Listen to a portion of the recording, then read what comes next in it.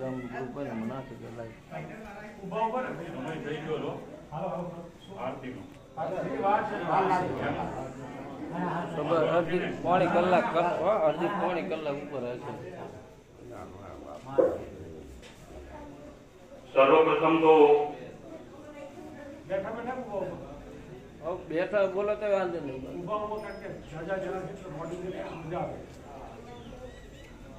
જે નાના ત્રાળિયા ગામ છે એના સમગ્ર મિત્રો તેમજ ખેડૂત મિત્રો અને સાથોસાથ જે માલધારી મિત્રો અને બીજા આદરણીય અને માનનીય રામચંદ્રજી ભગવાનના ચોરે અહીં સૌ બેઠા છે અને બહાર જે સાંભળે છે એ સૌને જય સિયારામ. સર્વપ્રથમ તો મારે એ વાત કહેવી છે આજ તમને કે લેમ્પી નામનો ગાયોમાં એક બહુ મોટો રોગચાળો ફેલાઈ ચૂક્યો છે અત્યારે. એ તમને કહું કે દક્ષિણ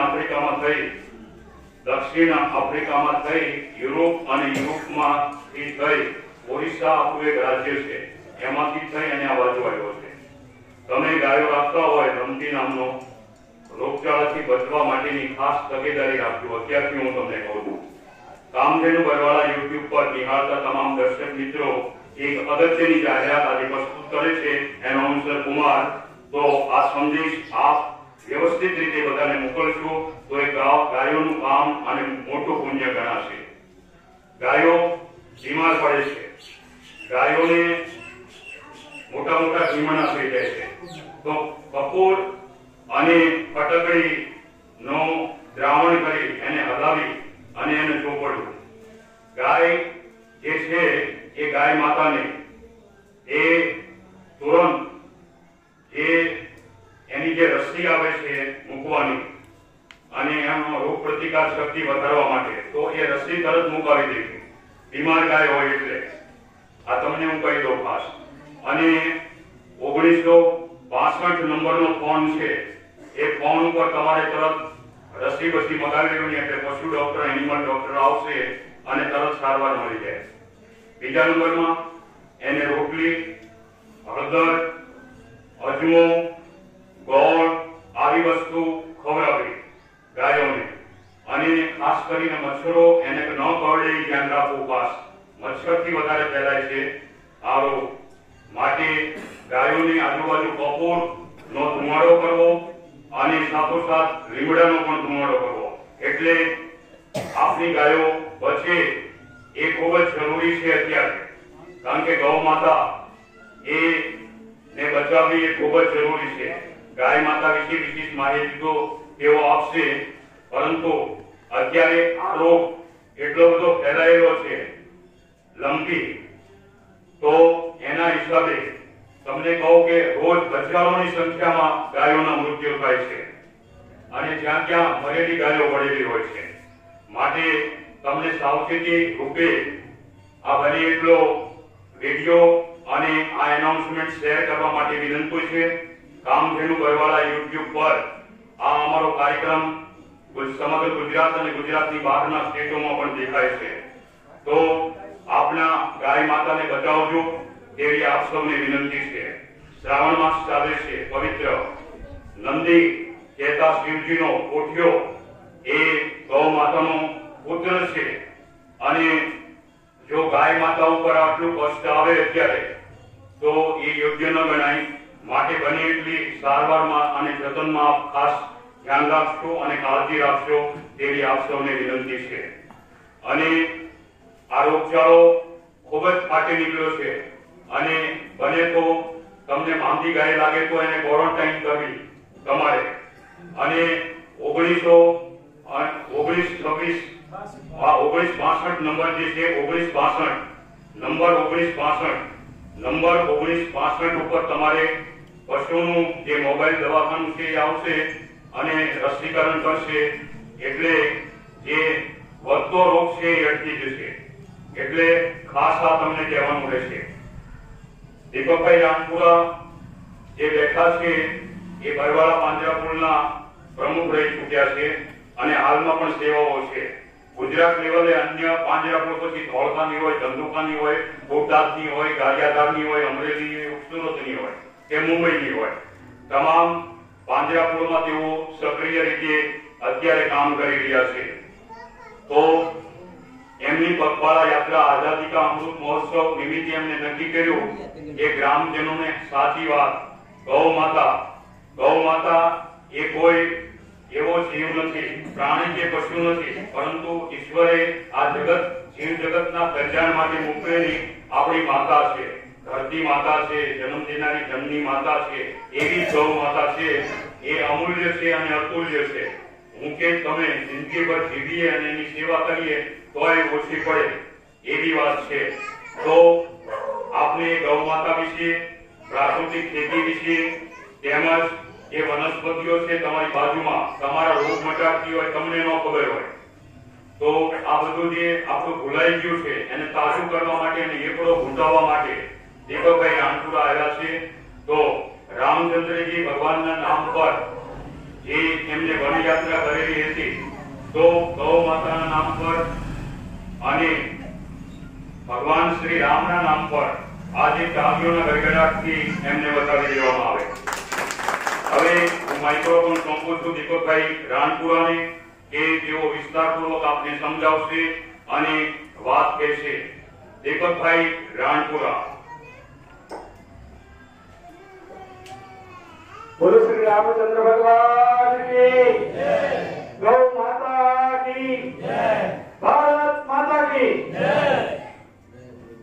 આજે સોંડાસર રામદેવપીર મહારાજના મંદિરથી બાજરડ સુધી પદયાત્રા કરી છે. લગભગ 9 કિલોમીટર જેવું ચાલવાનું થયું છે અને આપણી વચ્ચે પહોંચ્યો છું. હવે કદાચ બીજા ગામ સભા કરવાનો સમય રહેશે નહીં, એટલે અમારી કદાચ આજની આ સભા થશે એવું મને દેખાય છે. ગાય માતાની 75 દિવસની યાત્રા લઈને હું આપની પાસે આવ્યો છું. આઝાદી કા અમૃત મહોત્સવ એટલે કે આઝાદીને 75 વર્ષ પૂરા થવાને હવે માત્ર 2 દિવસ બાકી છે. કારણ કે આજે 12 તારીખે 13, 14 અને 15 3 દિવસ આપણી પાસે છે. 2 દિવસ પછી બીજા દિવસે આપણા 75 વર્ષ પૂરા થશે અને એ નિમિત્તે મારે એવો સંકલ્પ કર્યો કે 75 દિવસ સુધી ચાલવું અને લોકો વચ્ચે ગાય માતાનો સંદેશ અને પ્રાકૃતિક ખેતીનો સંદેશ, ગાય માતા લાભો અને આપણી આજુબાજુમાં જે વનસ્પતિઓ છે તેનાથી આપણને શું લાભ થાય, આટલી વાત લઈ અને આવું એવો નિર્ધાર કર્યો. અને આજે લગભગ મારો 43મો દિવસ છે. તો એવું કહેવાય કે ગાવો વિશ્વ છે માતા. ગાય માતા એ સમગ્ર વિશ્વની માતા છે અને ગાય માતાનો જન્મ એ સમુદ્ર મંથન વખતે કામધેનુના સ્વરૂપમાં આપણને થયો છે. તો કે મનુષ્ય સૃષ્ટિ કેવી રીતે ઉત્પન્ન થઈ? તો કે બ્રહ્માજીએ ભગવાન મનુ અને શત્રુપા આ બેની ઉત્પત્તિ કરી. આજે જીવીએ છીએ એ ભગવાન મનુના સંતાનો છીએ અને ગાય માતા છે એ માનવ જાતની સેવા માટે થઈ અને સમુદ્ર મંથન વખતે પ્રગટ થયેલા છે. તો એ ગાય માતા કેવા છે? તો કે એની અંદર 33 કોટી દેવતાઓનો વાસ છે અને રૂવાડે દેવી દેવતા છે. અને ભગવાન વિષ્ણુ ભગવાનની વાત કરું, એકવાર દેવી લક્ષ્મીજી બહાર ગયા હતા અને આ સમુદ્ર મંથન વખતે કામધેનુના સ્વરૂપમાં ગાય માતા પ્રગટ થયા અને ગાય માતાને રૂવાડે ભગવાન અને દેવી દેવતાઓ મૂકતા હતા. એટલામાં બધા દેવી દેવતા મુકાઈ ગયા અને લક્ષ્મી દેવી બહાર પધાર્યા. આવ્યા એટલે ભગવાનને પૂછ્યું કે ભગવાન, તમે બધા દેવી દેવતાનું સ્થાન મૂક્યું, મારું સ્થાન મૂક્યું કે નહીં? એટલે ભગવાન કે ના દેવી, આપ તો રહી ગયા. તો કે ગયા તો હવે તો કે મારું સ્થાન તો આપવું પડે કે એટલે ભગવાન કે પણ હવે કોઈ સ્થાન બાકી રહ્યું નથી, પણ એક સ્થાન બાકી છે. તો કે ક્યાં? તો કે ગાયના છાણમાં તમને સ્થાન આપવું. એટલે લક્ષ્મી દેવી કે મને મંજૂર છે. અને આપણા વેદો અને પુરાણમાં કહેવાનું ગૌમય વસ્તે લક્ષ્મી, ગૌમય પદમ ધારી. એટલે ગૌમય લક્ષ્મી વસ્તી એટલે ગાયના છાણમાં લક્ષ્મીજીનો વાસ છે. તો કે લક્ષ્મીજીનો વાસ ગાયના છાણમાં કીધો તો લક્ષ્મીજી એટલે તો પૈસા. તો કે ગાયના છાણમાં પૈસા કેવી રીતે થાય? તો કે હું તમને વિસ્તારપૂર્વક વાત કરું. તો કે આપણે ત્યાં ગાય માતાને પૂજવાનો રિવાજ છે. ક્યારે પૂજીએ? તો કે એક તો આપણે ઘેર નવચંડી યજ્ઞ કરવાનો હોય, અથવા બીજી વાર કોઈ વસ્તુ આપણે ત્યાં અવસાન થયું હોય કોઈનું, એ વખતે આપણે ગાય માતાને બોલાવીએ, 12મું 13મું કરવાનું હોય, પૂછડે પાણી રેડીએ, બરોબર ને? તો કે ગાય માતાનું જ્યારે આપણે પૂજન કરવાનું હોય તેમાં તો એમાં કેવી રીતે થાય? મિત્રો બાર જે ઉભા એમને વિનંતી કે અવાજ મોટેથી વાતો નહીં કરો અને શાંતિથી અંદર બેસીને સાંભળવાની વિનંતી છે. તો કે એ ગાય માતા કેવા? તો કે આપણે ત્યાં એ ગાય માતાને આપણે લાગી પૂછીએ છીએ. અને કેવી રીતે? તો કે આપણે નવચંડી યજ્ઞ કરવાનો હોય તો આપણે ગોરદાદાને બોલાવીએ આપણે. તો ગોરદાદાને બોલાવી, ગોરદાદા શું કે જાઓ ગાયનું તાજું છાણ લઈ આવો. એટલે આપણે ગાયનું તાજું છાણ લાવી દઈએ અને પછી આપણા ઘરના હોય કે જ્યાં યજ્ઞ કરવાનો હોય ત્યાં લીપણ કરે ને, અને પછી ઈંટો પણ લાવીએ તો ઈંટો ઉપર એટલે ગાયનું છાણ લીપે અને યજ્ઞ વિધિ બનાવે. પછી બીજે દિવસે સુકાય એટલે એમાં આપણે યજ્ઞ કરવાનો હોય. અને એ દિવસે ફરી પાછા આપણે ગોરદાદા એમ કે જાઓ ગાયનું ગૌમૂત્ર લઈ આવો. એટલે આપણે ગાયનું ગૌમૂત્ર લાવીએ. ગાયનું ગૌમૂત્ર લાવીએ એટલે ગાય માતા એમની પાસે એક લોટી હોય, એ લોટીમાં ગૌમૂત્ર નાખે, થોડું પાણી નાખે અને પછી એમની પાસે નાગાવેલનું પાન હોય અથવા આસોપાલવનું પાન હોય અથવા દર્ભની સળી હોય. એટલે એ અંદર બોલે અને બોલીને આપણા ઉપર પાણી છાંટે ને, અને પછી બોલે અપવિત્ર પવિત્રમ. એટલે આપણે પવિત્ર ન હોય તો પવિત્ર થઈ જઈએ. તો એટલે શાસ્ત્રએ કીધું છે કે ગાય માતાનું ગૌમૂત્ર એ પવિત્ર છે, બરાબર ને? હવે એ પવિત્ર છે એ આપણે કેવી રીતે જાણીએ? તો કે આજથી લગભગ 40-50 વર્ષ પહેલા અમેરિકાએ જાપાનના હિરોશીમા અને નાગાસાકી ઉપર અણુબોમ્બ ફેંક્યો હતો. અને અણુબોમ્બ ફેંક્યો એટલે ત્યાર વખતે જેટલા લોકો ગાય માતાના છાણથી લીપણ કરેલા ઘરમાં રહેતા હતા એટલા લોકો સાજા સારા રહ્યા. બાકી બધા તમામ લોકો બાડા બોબડા લુલા લગડા થયા. અને ક્યાં સુધી? તો કે 20-25 વર્ષ સુધી એમની જે પેઢી જન્મી એ પણ ખોટ ખાપડવાળી જન્મી. અને ક્ષકિરણોની એટલી બધી અસર થાય છતાં પણ ગાય માતાના છાણમાં એટલી તાકાત છે કે એને ક્ષકિરણોની અસર થતી નથી. એટલે વૈજ્ઞાનિક રીતે પણ સાબિત થઈ ચૂક્યું. હવે આપણે ત્યાં આપણે ગાય માતાને પૂછડે પાણી રેડવા માટે લાવીએ તો ગોરદાદા શું કરે? ઘરના તમામ સભ્યોને બોલાવે, નાનાથી માંડીને મોટા બધાની પાસે સંકલ્પ લેવડાવે. પછી ગાય માતાને લાવી એને ચાંદલો કરે અને બધાએ નાનાથી માંડીને મોટા બધા ઘરના લેડીઝ સભ્યો પર પૂછડે પાણી રેડે. તો પૂછડે પાણી રેડવાનું શું મહત્વ છે? તો કે આપણા શાસ્ત્રોમાં એવું કીધું છે ગાય વિના ગતિ નહીં અને વેદ વિના મતિ નહીં. તમારે ગતિએ જવું હોય એટલે કે સ્વર્ગમાં જવું હોય તો ગાય માતા ચોક્કસ જોઈને જોઈ. તો એ ગાય માતા કેવી રીતે મદદ કરે? તો કે આપણે અહીંયા પૂછડે પાણી રેડીએ, ગાય માતાની સેવા કરીએ, ચાકરી કરીએ, એને ખીર ને એવું ખવડાવીએ. એટલે આ ગાય માતા હોય એની બીજી ગાય માતા જ્યાં સ્વર્ગમાં જે હોય એ વૈતરણી પાર કરાવવા માટે આપણા જે સ્વજન સ્વર્ગીય જવાના હોય એને એની પાસે જાય અને આપણા સ્વજન છે એ વૈતરણી પાર કરાવવા માટે પૂંછડું પકડે. અને પૂંછડું પકડે એટલે ગાય માતા વૈતરણી પાર કરાવડી અને નીકળી જાય. તો કે વૈતરણી પાર ખાલી ગાયથી ન થાય, એમાં હેલિકોપ્ટરથી ન જાય, કે સબમરીન ન આવે, બોટે ન આવે. વૈતરણી પાર તો ખાલી ગાયનું પૂંછડું પકડીને થાય. ત્યાં બીજી કોઈ વ્યવસ્થા નથી. આવું આપણા શાસ્ત્રો કહે છે, હું નથી કહેતો. એટલે એ વૈતરણિક વાર કરવા માટે આપણે આપણા શરીરને ગાય માતા મળે એટલા માટે તેને આપણે ગાયની સેવા કરવાની છે. હવે આપણે જે શાસ્ત્રમાં એવું કહેવાનું છે કે ગાય માતાને પહેલી રોટલી ખવડાવી કીધું છે ને, તો તમે ઘરે આપણા બહેનો માતાઓ જે છે એ રોટલી બનાવતા પૂછજો કે પહેલી રોટલી કેવી થાય, તો કે તાવડી બરાબર તપી ન હોય અને બરાબર ગોળી ન થાય, આપણે કાચું પાકું ખાઈએ છીએ બરાબર. તો ગાય માતા એ પહેલી રોટલી આપણે નહીં ખવડાવી, ગાય માતાને પહેલા રોટલી ખવડાવી, એટલે કે આપણો દીકરો હોય બરોબર અને એ કમાતો ગમાતો હોય અને પછી આપણે અથવા તો આપણે કમાતા હોય તો આપણે આપણા ઘરવાળા હોય અથવા તો દીકરો હોય તો દીકરાના પત્ની હોય, એ શું કરે તો કે ગાય માતાને ઈ રોટલી ખવડાવે ને તો ઈ પહેલી રોટલી બનાવે અને આપણા માટે કેવી લાગે, ફૂલી સરસ મજાની દડો કેવી હોય એવી રોટલી લઈને આવે અને એવી રોટલી જ્યારે લઈને આવે ત્યારે આપણે શું કરવાનું છે કે આપણે નથી પહેલા જમવાનું, આપણે જમતા થાળી પીરસેલી હોય એમાંથી ઊભા થઈ અને એક ગોળ રોટલી હોય એની ઉપર ઘી અને ગોળ મૂકી અને તમારા ગાય માતાને ખવડાવવા જવાની.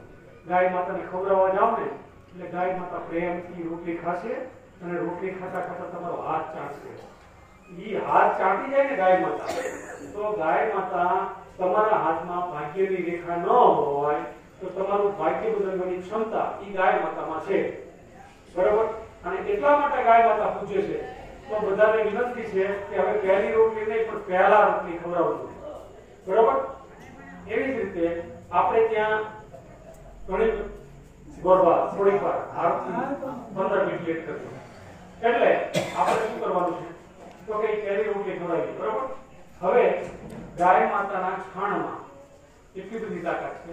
હવે આપણે જે દિવસે ગાય માતાને પૂજવા લાવ્યા હોય તે દી આપણે શું ખવડાવ્યું હોય, ખીર ખવડાવી હોય, પૂરી ખવડાવી હોય અને પછી અઠવાડિયા પછી ઈ ગાય માતા આપણા ખેતરમાં આવે, સરસ મજાનો કપાસ ફૂલ ફૂંકા બેવાની તૈયારી હોય તો તમે શું કરો, લાકડું લઈને દોડો ને, લાકડું લઈને દોડો, ઢોકો લઈને દોડો ત્યાં સુધી વાંધો નહીં, પણ હાથમાં માણસો ખરપ્યો હોય તો ખરપ્યો મારે, બાવળતા પર દારી હોય તો દારી મારી દે. હું બરવા પાંજરાપુરનો પ્રમુખ છું એટલે મને ખબર છે કે લોકોને આવું કંઈક થાય તો માનતા અચકાતા નથી, લોકોને દયા એ વખતે રહેતી નથી ગોરબા બરોબર. અને એ મારી દે તો અમારા પાસે પોલીસ વાળા આપણે કેસ કરે, પેલા માણસો ગામના પોલીસ વાળા આપણે વગર કારણે બોલે તો પાંજરાપુર આવો, તો એ ગાય માતાને આપણે મારવી નહીં. બીજું, ગાય માતાને સાચવવી. ગાય માતા એટલી બધી અમૂલ્ય છે કે એ માનવજાત માટેની સેવામાં છે. હવે તમે એ વિચાર કરો કે ગાય માતા છે એ આપણે શું કરે તો કે આપણી માતા હોય આપણે દૂધ ક્યાં સુધી પીવડાવે તો કે વર્ષ દોઢ, પછી આપણે આખી જિંદગી કોણ દૂધ પીવડાવે તો કે ગાય માતા. તો એ ગાય માતા પૂજ્ય કહેવાય તો આપણી ફરજ છે કે ગાય માતાને સાચવવી. હવે ગાય માતાને સાચવવામાં આપણે એક ધ્યાન રાખવાનું કે અહીંયા માલધારી ભાઈઓ પણ બેઠા છે. હવે મારે ભાઈ છે તો એ છે ને ભરવાડ, એટલે મેં કીધું આ બધા ઢોર મૂકો આવે છે એમાં ખાસ કરી વાછરડા ને ગાય ને, તો તમારા ભરવાડ તો કોઈ ગાય ગાય મૂકવા નથી આવતા, 2-3 જણા છે એ મૂકવા આવે, બાકી કોઈ મૂકવા આવતા નથી. તમે કે અમારા વાછરડા જીવે જ નહીં. મેં કીધું કેમ ન જીવે? કારણ કે અમે છે ને અમારું દૂધ પીવડાવવાનું હોય, અમારે તો વેચી દેવાનું હોય દૂધ, એટલે કે અમારા વાછરડા જાતું દૂધ તો પીવે બહુ જીવે છે. મેં કીધું એવું ન હોય, તમે વાછરડા મૂકવાની આળસે પૈસા થોડા ઘણા પાંજરાપોળમાં દેવાના માટે થઈ અને તમે એવું ન કરો. તમે 1000 રૂપિયા પાંજરાપોળને દેવાના હોય, તમને આખી જિંદગી તમને એ રોજી રોટી આપે છે ને, તમે રોજી રોટી શેમ જ કમાવો તો કે ગાય નું દૂધ વેચી રીતે કમાવો. તો એના જે વાછરડા હોય કે પાડા હોય એને પાંજરાપોળમાં મૂકવા, છૂટા મૂકી દેવા નહીં. કારણ કે આ ગામે ગામ હું તમને કહું જો તો 100 અને 150 ની સંખ્યામાં ફરતા હોય છે. તો એવું બને ત્યાં સુધી કરવું નહીં અને પાંજરાપોળમાં મૂકવા. તમે પાંજરાપોળમાં એકવાર 1000 રૂપિયા આપો તો કેટલા દિવસમાં થઈ જાય? તો 15 દિવસમાં તમે વાછરડો મૂક્યો હોય ને એ તમારા 1000 રૂપિયાનું ખાઈ જાય.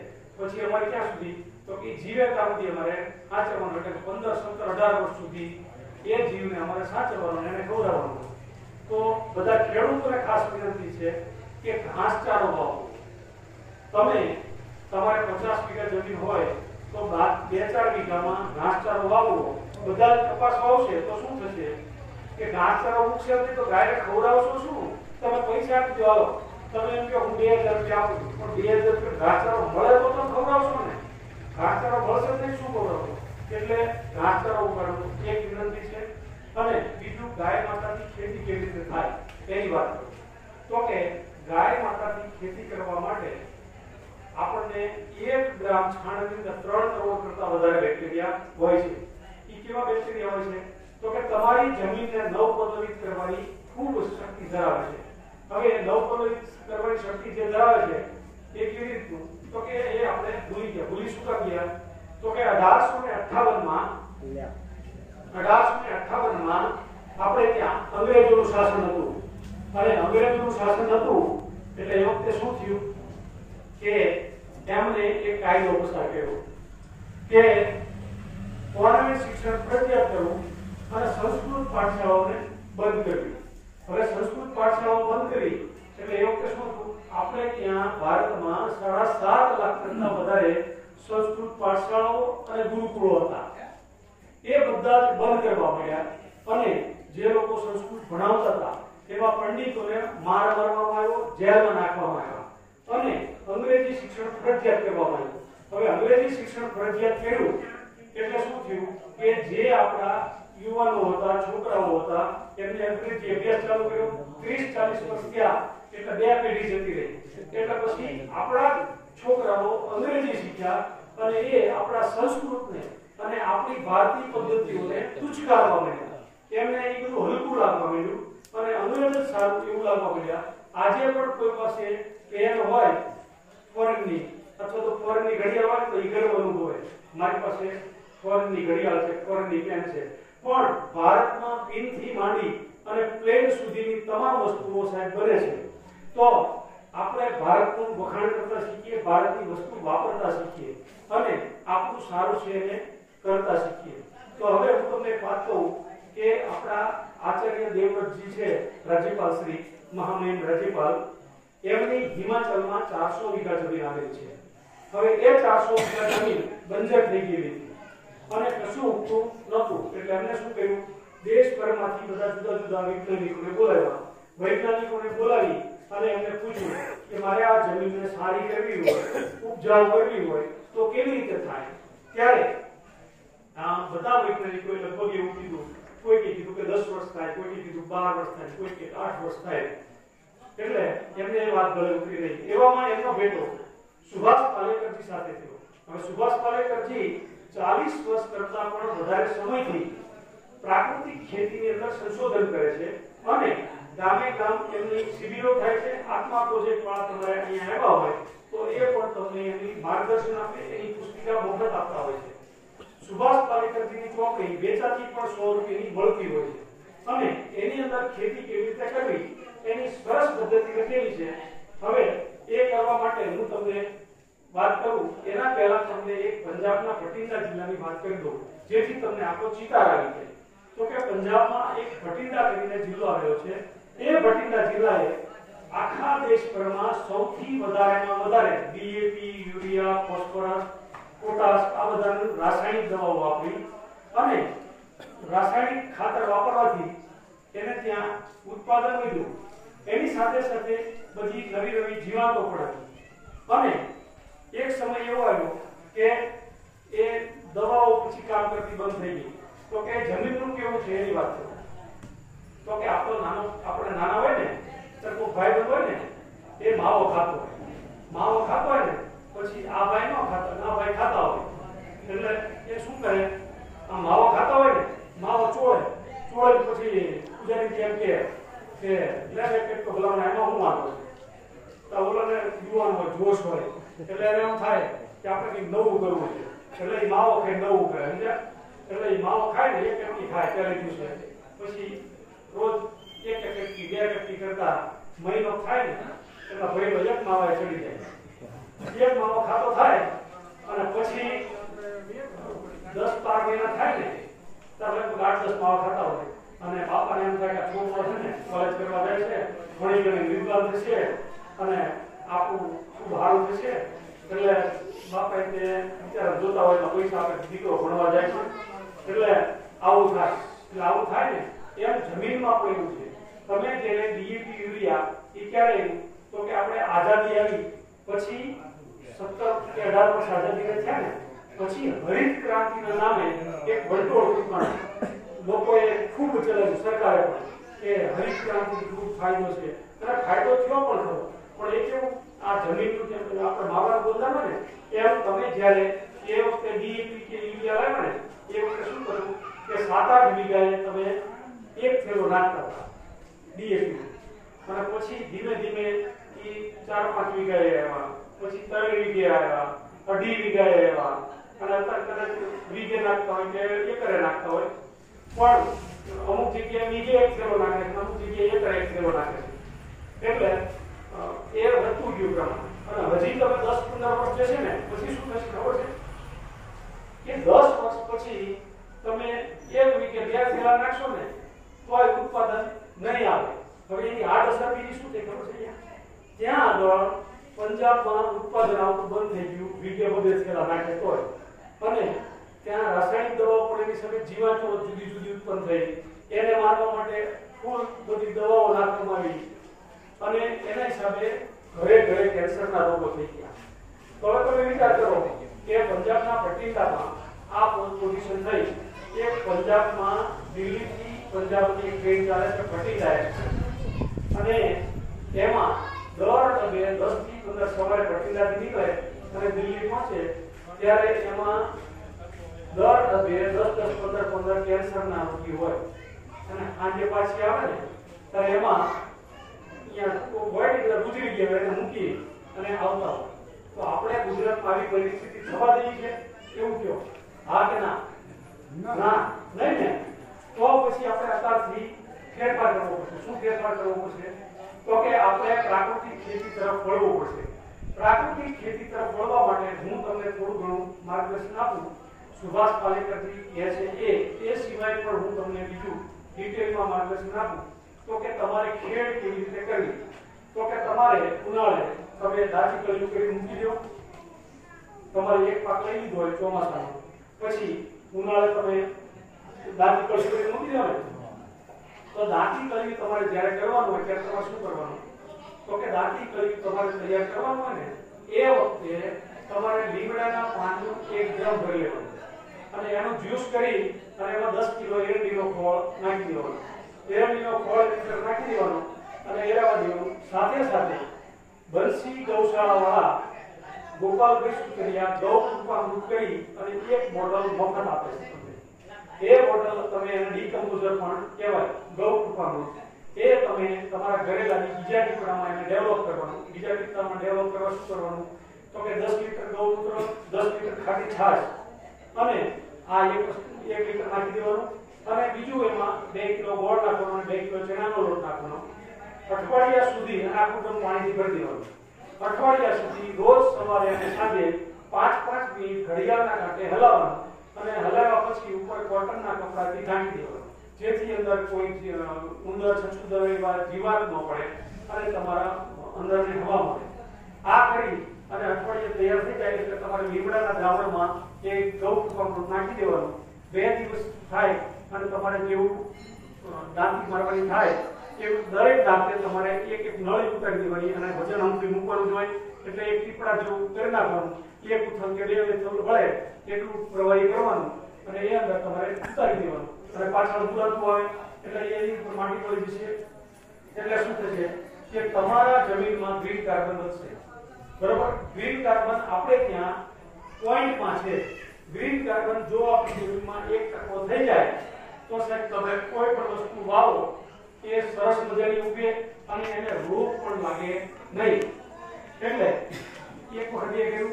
પછી બીજું કે તમારે જ્યારે હવે વાવવાનું થાય એ વખતે ફરતી બાજુ તમે દાંતી કરવાના. એ વખતે દાંતી કરો ત્યારે પણ આ જ પ્રોસિજર કરવાની તમારે. એટલે 2 વખત જશે. એટલે તમે 2 વર્ષની અંદર તમારી જમીન ખૂબ સારી થઈ જશે અને ઉત્પાદન પણ ખૂબ સારું આવશે. હવે બીજું કે તમે આ વસ્તુ કરો એટલે શું થશે કે ચૈતર મને તમે લીમડાનો ખોર પીવો તો શું થાય કે આપણને તાવ આવે નહીં, બરોબર ને? ચૈતર મહિને લીમડાનો ખોર પીવો તો આપણને તાવ ન આવે એવું કહેવાય છે, બરોબર? તો તમારી જમીનમાં તમે તમારા બીજાનું તાપમાન લઈ લીધું છે તો પણ તમારી જમીનમાં તમે જે કંઈ બીજ વાવ્યું છે એ બીજ ઉગે એટલે તમારા જમીનને મૂળના કોઈ પણ પ્રકારના રોગ લાગશે નહીં. મૂળના રોગ પ્રકાર નહીં લાગે એટલે શું થશે કે તમારો છોડ મજબૂત થશે. છોડ મજબૂત થશે 21 દિવસનો છોડ થાય એટલે તમારે જીવામૃત ફરજિયાત ચડાવી દેવું. તમે ધોરીએ પાવ તોય વાંધો નહીં, ડ્રીપથી પાવ તોય વાંધો નહીં, અને આવો વરસાદ થયો હોય તો પંક્તિ મૂળમાં છાંટી દો તો પણ વાંધો નહીં. હવે દર 21 દિવસે તમારો છોડ જ્યાં સુધી જીવંત રહે ત્યાં સુધી 21 દિવસે તમે જીવામૃત છાંટશો એટલે શું થશે કે તમારો ફ્લાવરિંગનો સમય જ્યારે આવશે ત્યારે એની અંદર બેક્ટેરિયા પુષ્કળ પ્રમાણમાં હશે એટલે એ તમને ખૂબ ઉત્પાદન આપશે. એટલે ઉત્પાદન સહેજ પણ ઘટશે નહીં અને કોઈ પણ પ્રકારની તકલીફ નહીં પડે. આ હું તમને 100% કહું છું. હવે તમારે આ બધું કરો એટલે શું થશે કે ખૂબ ફાયદો. અને માની લો કે તમને કોઈ રોગ આવ્યો અને તમને ખબર પડતી નથી તો શું કરવાનું? તમારે તમારું જે કંઈ છોડ હોય એના પાનનો ફોટો પાડી તમારે મારા WhatsAppમાં નાખી દેવાનો અને પછી મને ફોન કરવાનો કે દીપકભાઈ આ મેં તમને ફોટો પાડીને મોકલ્યો છે તો તમે એ મને જવાબ આપો. એટલે હું તમને શક્ય છે તો તરત નહીંતર બીજે દિવસે તમને જવાબ આપી દઈશ કે તમારા છોડને અજમાસ્ત્ર છાંટવું, નિમાસ્ત્ર છાંટવું, 10 પરણી હર્ષ છાંટવો, શું છાંટવું તમને કહી દઈશ. એટલે તમામ પ્રકારના રોગોનું તમને નિદાન તમને મળી જશે અને દવા પણ મળી જશે. બધી જાતે બને, બરાબર? તો આવું કરશો તો ફાયદો થશે. એ શું કામ ફાયદો થશે કે તમે પ્રાકૃતિક ખેતી કરશો એટલે ઝેર વગરની ખેતી થશે. માની લો કે તમે ઘઉં વાવો છો, ચણા વાવો છો અથવા બાજરી વાવો છો કે તમે કોઈ પણ પ્રકારનો પાક કરો છો તો એમાં ફાયદો એ થશે કે તમે ઘઉં કર્યા છે તો ઘઉં તમારે પ્રાકૃતિક ખેતીના ઘઉં અને DAP થી કરેલા ઘઉં આ બંનેને બે એક સરખી ડોલમાં ભરવાના. એક ડોલમાં પ્રાકૃતિક પાળા ભરવાના, એકમાં પેલા ભરવાના. સાહેબ તમારા પ્રાકૃતિક ખેતી કરેલા ઘઉં હશે એ 20 કિલો થશે અને ઓલા 17 થી 18 કિલો થશે. એટલે એ તો તમારો દાણો એટલો સારો થશે, એની અંદર ન્યુટ્રિશન ખૂબ હશે. હવે આ કરશો એટલે ખૂબ ફાયદો થશે એવી વિનંતી છે. હવે તમને ઔષધિઓ વિશે વાત કરું કે આપણે આ ખૂબ પ્રમાણમાં આનો પ્રયોગ કર્યો એટલે આપણી ઔષધિઓ નાશ પામી છતાં પણ આપણે ત્યાં આજે પણ ઔષધિઓ ઉપલબ્ધ છે. અને ભગવાન ધન્વંતરીનું કહેવું એવું છે કે તમે જે વિસ્તારમાં રહેતા હોય એ વિસ્તારમાં થતા રોગોની દવા ત્યાં જ હોય. પણ આપણને જેમ અંગ્રેજોએ પેલું કર્યું ને એટલે આ સંસ્કૃત પાઠશાળાનું છે આપણે આયુર્વેદ શાસ્ત્ર ભૂલી ગયા, આપણે બધું ભૂલી ગયા. આપણે ત્યાં બ્રહ્માસ્ત્ર હતું, બરોબર હતું ને? તો અત્યારે એટમ બોમ્બ બ્રહ્માસ્ત્ર છે. આપણે ત્યાં વિમાન હતું, પુષ્પક વિમાન. ભગવાન રામ છે એ લંકામાંથી સીતા માતાને અયોધ્યા શેમાં લાવ્યા હતા? પુષ્પક વિમાનમાં લાવ્યા હતા, બરોબર? તો એના તો પાયલોટ એ લોકો અત્યારે તમે બે પાયલોટ રાખવો પડે, એક પાયલોટ એક કો પાયલોટ. ત્યારે વાંચન મેળ આવે કે ઉપર થોડું વચ્ચે પડાઈ છે. ઓલું એટલી ટેકનોલોજી સારી હતી કે એ કંઈ પડતું પણ નહોતું. તો આપણી ખૂબ સારી સુશ્રુત ઋષિ 700 પ્રકારની સર્જરી કરતા હતા. ચરક ઋષિએ આખી ચરક સંહિતા લખી હતી. આપણને બધું ખબર હતી પણ આ બધું અંગ્રેજો આવ્યા એને આપણે ભૂલવાડી દીધું. હવે હું તમને કહું કે બાકાકાયો છે એ શું કામ લાગે ખબર તમને? કોઈને કમળો થયો હોય અને એમાંથી કમળી થાય તો આપણે શું વિચારીએ કે બિચારો ખૂબ સારો માણસ છે પણ હવે એને કમળામાંથી કમળી થઈ અને બચવાની કોઈ આશા નહીં. આપણને નેગેટિવ વિચાર. આપણે ઘરેથી બહાર ગયા હોય ને, આપણે રાતે મોડું થાય અને મોબાઈલ વિડીયો બંધ એટલે પછી આપણા મા બાપો એ શું કે આ છોકરો જોને કાર પર કેવા છે ખબર પડતી નથી, કંઈક ભટકાણું એક્સિડન્ટ નહીં થયું હોય એવા વિચાર પહેલા આવે. એટલે આ માનવ સ્વભાવ છે, એને નેગેટિવ વિચાર પહેલા આવે. તો હું તમને એવું કહું છું કે કોઈ પણ માણસને કમળી થઈ હોય તો એ માણસને બાકરકાયો એટલે કે 1000 દાણિયાના 3 દિવસ રોજ સવારમાં નળના કોઠે એક ગ્લાસ પીવડાવી દેવાનો, 3-4 દિવસ પીવડાવવાનો. એટલે એને કમળો તો શું કમળી પણ મટી જશે, કમળો નહીં આવે. ચોથે 5મે દિવસે તમારે લેબોરેટરી ટેસ્ટ કરાવવા જવાનું. આ ભગવાન રામચંદ્રજી છે એ એને 100% સારું કરી દેશે. અને તમે જે ભગવાન માતાજીને માનતા હોય એને પગે લાગી પ્રાર્થના કરી અને બાકર કાયમ 3 દિવસ તમારે ગ્લાસ પીવડાવી દેવાનો, બરાબર? અને 3-4 4-5 દિવસ તમે ચાલુ રાખો, પણ ચોથે દિવસે તમને કમળી થઈ છે એ માણસ બચી જશે ને બચી જશે 100%. કારણ કે આજે તમે ડોક્ટરની દવા લો એની આનંદ પડતો, પણ સાથે સાથે આપણને જે ભગવાન ધન્વંતરીએ જે દવા આપી છે એનો પ્રયોગ કરો તો એ ખૂબ ઉપયોગી હોય છે. એટલે એ પણ સાથે કરજો, બરાબર. હવે આપણે ત્યાં કોઈ મોરડો થઈ ગયો હોય તો આપણે શું કહીએ? આપણે ત્યાં બીલીપત્ર હોય ને, બીલીપત્રના બિલ્લા જે આવે એ બિલ્લા એ ખાસ કરીને કેરીની સિઝનમાં આવે. એટલે કેરીની સિઝનમાં આવે તો એ બિલ્લાને ઉતારી લેવાના. બિલ્લાને ઉતારી તોડી એનો ગર્ભ છે એ સૂકવી દેવાનો. સુકાય એટલે એકદમ કડક થઈ જશે અને પછી એને શું કરવાનું? ખાંડી દસ્તાથી ખાંડી એનો પાવડર કરી લેવાનો અને હવા ચુસ્ત ડબ્બામાં ભરી લેવાનો. કોઈ પણને જ્યારે પણ મળતો થાય તો એને શું કરવું? એ રોજ સવારે અને સાંજે 1-1 ચમચી ખવડાવી દેવાનું. 1-1 ચમચી ખવડાવશો એટલે એને મળો મટી જશે. એ સિવાય આંતરડાનો રોગ હશે, એસિડિટી થતી હશે, સારા એવા ઉડકર આવતા હશે, આ બધું મટી જશે. તો આ ઘરગથ્થુ દવા છે, આપણે દવા લેવાની જરૂર નથી. તમે આ પ્રયોગ પહેલા કરજો 100% મટી જશે. એવું ને એવું આપણે ત્યાં ગળો હોય છે, ગળો. તો ગળો 80 પ્રકારના રોગમાં કામ લાગે. ખાસ કરી એસિડિટી હોય એમાં કામ લાગે, હાઇપર એસિડિટી હોય કોઈને, અને અમુક માણસોને સવારમાં ખાય ત્યારથી એને માથું ચડવાનું ચાલુ થાય. એમાં બપોરે જો સાહેબ ઝોકું મારે એટલે માથું વધતું જાય, સાંજ પડે અને ખૂબ માથું ચડે, રાત્રે ઉલટી થાય, પછી એને ઘડીક સૂઈ જાય પછી માથું ઉતરે. એનો જીવતું જાગતું ઉદાહરણ હું છું. હું 27 વર્ષની મારી ઉંમર હતી ત્યારે મારે બોટાદમાં ગોવિંદભાઈ લેખકની અમે દુકાન હતી અને ગરવાથી બોટાદ અંદર હતો. 9 વાગે બોટાદ પહોંચું, 11:30 ટિકિટ ખાવું અને પૂજારીજી રાત્રે 10:10 અમારે બોટાદથી બસ મળે અને 10:10 અમને બરવાળા ઉતારે. જુદા બરવાળા ડેપોની બસ. જેવો બસમાંથી ઉતરું એટલે ખૂબ માથું ચડ્યું હોય, ઉલટી કરું અને પછી બોલવાનો કંઈ ફોન હોય અને ઘરે જઈને સૂઈ જાઉં. પહેલા એ 20 મિનિટ સૂઈ જાઉં, પછી માથું ઉતરી જાય અને પછી જમવાનું. પછી એ વખતે અમારે ત્યાં બોટાદમાં મોહમ્મદભાઈ આમલાવાળા વૈદ હતા અને એ આમલાવાળા વૈદ એટલા બધા હોશિયાર અને આમ નાળ પકડે. એટલે નાળ પકડે એટલે આપણે કહીએ ને કે મને માથું બોલવામાં એમ કે આપણને બોલવાનું આવે અને પછી લખવા મળે, માથું દુખે, પેટમાં દુખે, ખજવળ આવે, તમને જે થતું હોય એ લખે, અંદર લખ્યું હોય તમારે હાથ પાડવી પડે, એટલા બધા હોશિયાર હોય. હવે એ મોહમ્મદભાઈની દવા લો એટલે એમાં શું કરે? એની પાસે 18-20 ડબલા પડ્યા હતા અને બધા લોકો છીકણી કલર જેવી દવા હોય એ એક આમાંથી લે, એક આમાંથી લે, એક આમાંથી લે, એમ કરી અને પછી કે આ એક ઉકાળો સવારમાં પીજો, એક આ નળિયા પકડી લેજો અને એક બહુ જેમાં પછી લેજો, સવાર બપોર સાંજ 3 ટાઈમ લેજો. સાહેબ તમને 15 દિવસમાં એવું સારું થઈ જાય અને તમને એમ થાય બાકી થઈ ગયું. પણ ક્યાં સુધી સારું? વળી પાછું મહિનો 1.5 મહિનો થાય ને ક્યાં પાછું વધી જાય.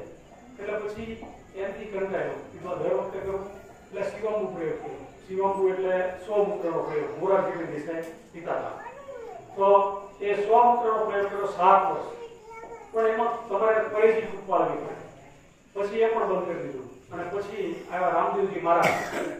આપણા રામદેવજી મહારાજ જે યોગ શીખવાડે છે ને, પતંજલિ, એ રામદેવજી મહારાજ અને આ ગળો પાવડર. ગળો પાવડર છે એ જીવંતિકા પણ કહેવાય. ગળોની ગાંઠલી તમે તમારા પાણીયારામાં મૂકી રાખો તો 6 મહિના સુધી સુકાય નહીં. એને નાના નાના છિલકા કરવાના, છિલકા કરી અને પંખામાં એવી રીતે મૂકી દો તો 2-3 દિવસે સુકાય, ભટકી એવી થાય એટલે એનો પાવડર કરી નાખવાનો. ખાંડી અથવા તો મિક્સરમાં કરી નાખો. એ પાવડર કરી અને ચુસ્ત ડબ્બામાં ભરી લેવાનો અને રોજ સવારમાં નયણા કોઠે 1 ચમચી લઈ લેવાનું. એટલે તમને એસિડિટી પણ મટી જશે, હાઇપર એસિડિટી મટી જશે અને કોઈને સાંધા જતા હોય તો એ વહેલા મોડા જશે કદાચ અને ન પણ જાય. કારણ કે એની અંદર એટલું બધું સારું તત્વ છે. 6 મહિના સુધી જે દવા સુકાય નહીં એટલે તમને કેટલો બધો કષ્ટ પૂરો પાડે. તો એનો પ્રયોગ કરજો, એથી તમને સારું થશે. એ સિવાય એક દવા છે જવના જવેરા.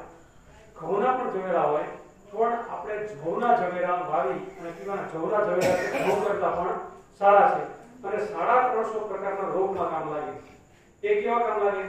તો કે જેને લોહીની કમી હોય, કોઈને બ્લડ કેન્સર થઈ ગયું તો એને પણ પાછું પાડવાની તાકાત એમાં છે, એને નિયમિત સેવન કરાવડાવો તો એથી તમને મટી જાય અને તમારે મહિનો 1.5 મહિનો લો ને ત્યાં તો તમારા મોઢા ઉપર તેજ આવી જાય. તમને લોકો એમ કે શું કરો છો કે આ તમારા આટલું તેજ મળે છે? તો એ જવના ઝવેરાનો પ્રયોગ કરવો. કેવી રીતે કરવાનો? તો કે રોજ એક કુંડામાં વાવતા જવાનું. ઉગેલા ઝવેરા જે છે એ 7 દિવસના થાય એટલે એને લઈ લેવાના અને આટલી કોળી ભરાય એટલા ઝવેરાનો જ્યુસ એ તમારે પી જવાનો અથવા તો ચાવી જાવ તો એનો ચાવી જાવ તો રેસા આધાર ઉતારી જવાના. એ તમારા આંતરડાને સાફ કરશે. તો આ એક કરજો એટલે તમારે ખૂબ સારું રહેશે. પછી અત્યારે ગોઠણનો બધાને દુખાવો બહુ હોય છે તો દેશી બાવળના પૈડા, દેશી બાવળ તમારે હોય એના જે પૈડા આવે એ ભેગા કરવાના, એને સૂકવી દેવાના. ઉનાળામાં આવે એનો પાવડર કરી અને એને હવાચુસ્ત ડબ્બામાં ભરી લેવાના અને રોજ સવારે હુંફાળા પાણીમાં 1 ચમચી નૈણા પગે લઈ લેવાનું અને કલાક કશું લેવાનું નહીં. ગળોમાં પણ એવું કલાક કશું લેવાનું નહીં, કલાક ઉતું રહેવાનું. તો આવી રીતે કરશો તો પગનો દુખાવો, હાથનો દુખાવો, સાંધા જે દુખતા છે એ એમથી મટી જશે. પછી કોઈને અમુક પ્રકારની ઉધરસ ઘણી પ્રકારની થાય. એમાં એક પ્રકારની ઉધરસ જે છે એ આંકડા આવે ને હનુમાનજી દાદાને આપણે ચડાવી માળા, એની નીચેના બીટથી કાઢી લેવાની અને એ 2 ફૂલ રોજ પગેટું ખાવાના. 4 દિવસ ખાઓ એટલે તમને ઉધરસ, અમુક પ્રકારની ઉધરસ હોય તે મટી જાય. તો આ બધી ઘરગથ્થુ દવા છે. આપણે આવું ક્યારે થાય? તો કે ખાસ કરી શિયાળામાંથી ઉનાળામાંથી ચોમાસામાંથી શિયાળો થાય ત્યારે આ બધું થતું હોય છે. તો એમાં આપણે શું ધ્યાન રાખવાનું? તો કે એ રોગ ક્યારે થાય? તો કે ઋતુ ચેન્જ થાય, એક વાતાવરણમાંથી બીજા વાતાવરણમાં તમારું શરીર જાય.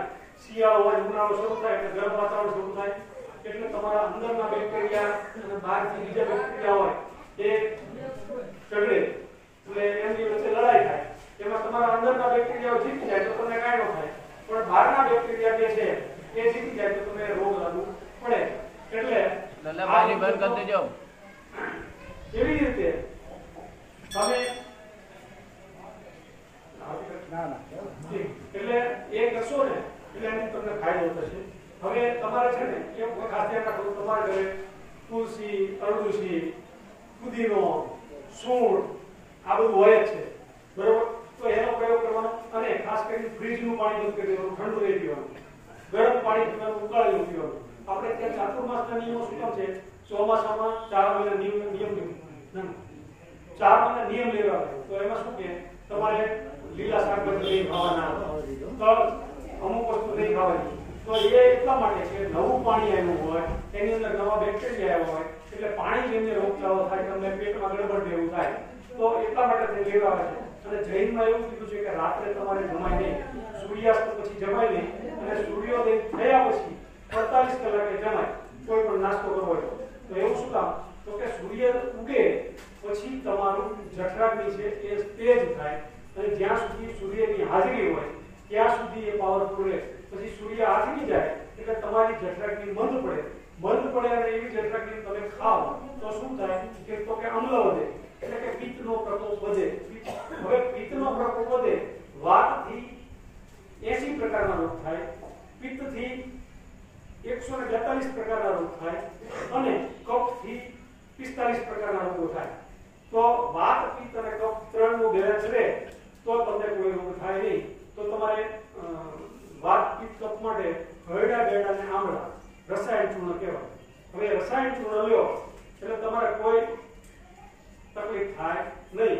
એનું નિયમિત 1 ચમચી સેવન કરો તો એ કંઈ વાંધો નહીં અને ત્યાં ભૂલી ગયો તો વાંધો નહીં. એ બહુ સારી વસ્તુ છે.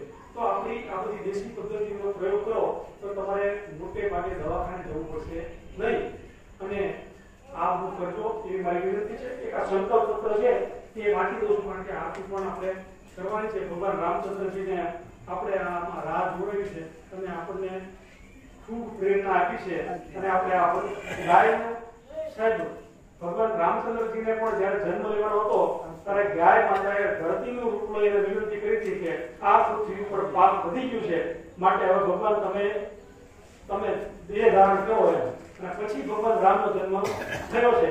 એટલે એવા આ ગાય માતાનું લઈને આવ્યો છું અને કૃષ્ણ ભગવાનની વાત કરું એ કૃષ્ણ ભગવાનનો ઈષ્ટ હતા 5 વર્ષે જ્યારે કૃષ્ણ ભગવાન ગાયો ચરાવવા માટે યશોદા માતાએ મોકલ્યા ત્યાર વખતે ભગવાને એવું કીધું હતું કે માતાજી હું આ પાદુકા નહીં પહેરું કારણ કે ગાય માતા છે એ મારા ઈષ્ટ છે અને હું એને ચરાવવા જાઉં એટલે મારે પાદુકા ન પહેરાય એટલે સાહેબ કૃષ્ણ ભગવાને જ્યાં સુધી ગાયો ચરાવી ત્યાં સુધી પગમાં ચપ્પલ પહેર્યા નથી એટલે એવી ગાય માતાની યાત્રા લઈને હું આપની પાસે આવ્યો છું ત્યારે હું તમને કહું કે ગાય વિના ગતિ નહીં વેદ વિના મતિ નહીં જય દ્વારકાધીશ જય ગૌ મૈયા પ્રમુખ શ્રી ભરવા પાંજરાપોળ દીપક રાણપુર આયોજિત અને દીપક ફાઉન્ડેશનના સૌજન્યથી ગૌ માતા પોષણ પદયાત્રા તથા પ્રાકૃતિક ખેતી અભિયાન સંકલ્પ પત્ર હું નીચે સહી કરનાર પૂજારીજી ગામ નાના પ્રાણિયા તાલુકો ધંધુકા જિલ્લો અમદાવાદ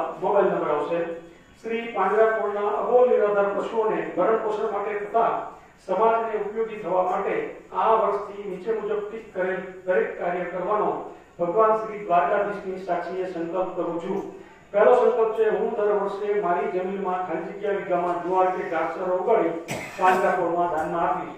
એટલે જે લોકો ખેડૂત છે મોટા ખેડૂત હોય તો 5-10 વીઘા વાવે અને નાના ખેડૂત હોય તો 2-5 પણ વાવે એ મારી વિનંતી છે.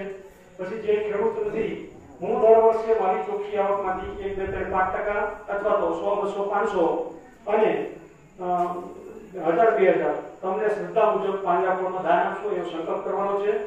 ત્રીજો સંકલ્પ છે મારી જમીન ખેતરવાડી ફરતે ગાંડા બાવળ જેવા બિનઉપયોગી વૃક્ષો કાઢી લીમડો પીપળો વડ જેવા 16 પ્રકારના જે સારા વૃક્ષો આવે છે એ આના વૃક્ષો વાવીશ.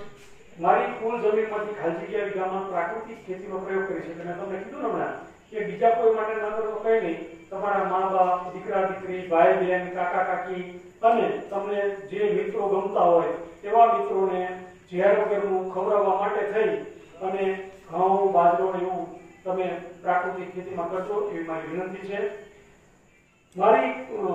હું વ્યસનથી મુક્ત બનીશ અને બીજા લોકોને વ્યસનથી મુક્ત બનાવીશ. એટલે આપણે અહીંયા ચા, પાન, માવો, બીડી, સિગારેટ, પડીકી, ગુટકા, રંગ, રાગ જે કંઈ આવતું હોય અને કોઈને મોટું વ્યસન હોય તો મોટું વ્યસન પણ બધાને મૂકવા વિનંતી છે. અને ખાસ કરી અને બધા આ બીજું કોઈ તમે સંકલ્પ કરો કે ન કરો પણ વ્યસન મુક્તિનો સંકલ્પ કરશો કારણ કે એ તમને જ ઉપયોગી છે. 2 પૈસા બચશે તો એ તમારા દીકરા દીકરીને કે તમારા મા બાપને કામ લાગવાના છે. એટલે અને બીજું તમારું સ્વાસ્થ્ય સારું રહેશે અને બીજા કોઈનું આપણે ન વિચારીએ તો આપણે આ મનુષ્ય દેહ મળ્યો છે કરોડો રૂપિયાની કિંમત કરો તો આવડે મળે નહીં અને એ દેહને આપણે આવી બધી વસ્તુ નાખીને અપડાવીએ એ બરોબર નથી. એટલે ચોક્કસ વ્યસન મૂકજો. હું સફાઈ પ્રત્યે સજાગ રહીશ અને સ્વચ્છતાનું પાલન કરીશ. એટલે કે મારું ઘર આંગણું, મારી શેરી મહોલ્લો અને મારું ગામ સ્વચ્છ રાખીશ અને બધા જ પોતાનું ગામ સ્વચ્છ રાખશે એટલે ભારત દેશ આપોઆપ સ્વચ્છ થઈ જશે. હું હંમેશા માટે કોઈ પણ અપક્ષ વસ્તુનું સેવન કરીશ નહીં જેથી જીવોને વરદાન મળે અને મારા શોખ માટે કોઈ જીવનો વધ કરવો પડે નહીં. એટલે કે હું માંસ, મટન, ઈંડા આવું કઈ નહીં ખાઉં જેથી કોઈ જીવની હત્યા કરવી પડે. અને નીચે સહી છે બધા જ લોકો અહીં અંદર છે એ અને બહાર છે એ બધા સંકલ્પ કરે. બે સિવાય આ જે ઓનલાઈન બધા સાંભળે છે યુટ્યુબમાં એવા અમારા બધા દર્શક મિત્રોને પણ વિનંતી કે આપ પણ ઘરે બેઠા આ સંકલ્પ કરજો અને આપને નજીકની કોઈ પણ પાંજરાપોળ હોય ત્યાં દાન આપવા માટે હું આપને વિનંતી કરું છું. અસ્તુ. ભારત માતા કી જય. બોલીએ શ્રી રામચંદ્ર ભગવાન કી જય. ગૌ માતા કી જય.